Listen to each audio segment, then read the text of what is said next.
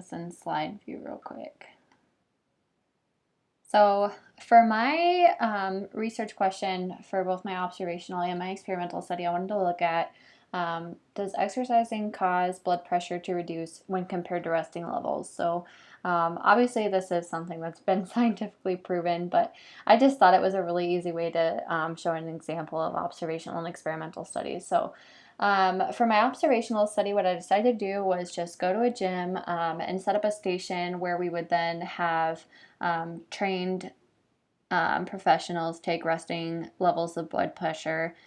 The participants would then just go do their own 30-minute workout and then stop back at the station on their way out to have their post-exercise blood pressure taken.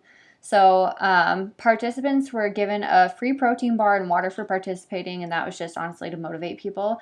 I would think it would be pretty easy if you're going to the gym to have people participate. I think most people that go to the gym would probably be curious about their blood pressure anyways, but so that was just a little added side there to them. And then the results were that systolic blood pressure was generally lower post-exercise when compared to the resting rates, while diastolic blood pressure was around the same or slightly lower. So this is just my graph to represent this. So as you can see, the top line here is going to be systolic and the bottom is diastolic. So when you go to the doctor and you get your blood pressure taken, they'll give you a number somewhere hopefully around 120/80 or lower. And this is just measuring the pressure in your heart valves, basically. So the assumptions and limitations, as we could see, we had this nice trend line that was going down. This one, the diastolic went down a little bit. While the data we gathered strongly suggests that there is probably an association between exercise and lower blood pressure, we can't actually conclude that this was in fact the cause of lower pressure because this was an observational study and not an experimental study. We couldn't really control for confounding variables. So we don't know whether there was something else that the participants did that possibly could have lowered their blood pressure. Although it seems like it'd be an easy thing to assume is that all they did when they got there was exercise and then come back, but we don't know. We cannot imply causation. But what we can say is that the individuals in our study who exercised for 30 minutes had significantly lower systolic blood pressure post-exercise than they did at resting, and then that their diastolic stayed about the same. So pretty interesting. Probably something that's common sense and most people already know. But so then going on to my experimental study, what I did for this one is I gathered 30 volunteers to be assigned to one of two groups. So there was going to be a control group who just sat down and watched TV for 30 minutes, and then an experimental group who participated in an instructor-led workout session for 30 minutes. Individuals that were selected for this study had to be healthy, normal BMI, on no medications that would affect blood pressure, on no medications whatsoever, no injuries. They were healthy adults. And then the participants were randomly assigned to each of the two groups. That way we could avoid any sort of bias or control for individual variations. And their resting blood pressures were taken as well as their post-activity blood pressure. So the results from this study were that those who exercised had significantly lower systolic blood pressure post-activity when compared to those who watched TV for 30 minutes. Diastolic blood pressure appeared to stay the same for both groups.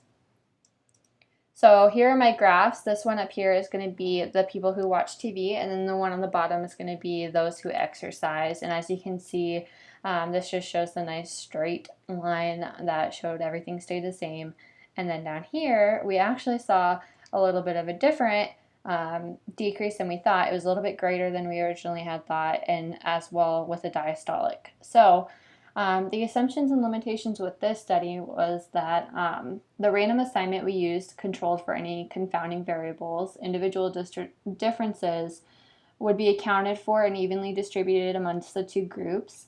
And then other variables that couldn't be controlled via random assignment would be controlled through the strict selection process, as in making sure that those who came were not on any medications, they had a normal BMI. We could have used those who didn't have a normal BMI, but I believe that that would have added just a little bit of extra something. So I wanted people who normally had a 120/80 or around that range for blood pressure at resting levels.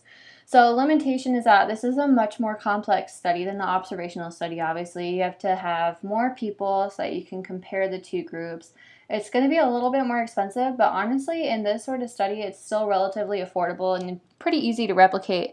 I didn't put down exactly what we would give the participants for this. I was thinking, probably like it'd be sponsored by a gym or something trying to get people to work out, maybe a health clinic or something, and they'd throw in like a free week trial at a gym or something like that. I don't know. So that's probably where the expense would come in and be a little bit greater than an observational study would have been. But honestly, this really isn't. Blood pressure cuffs are not that expensive.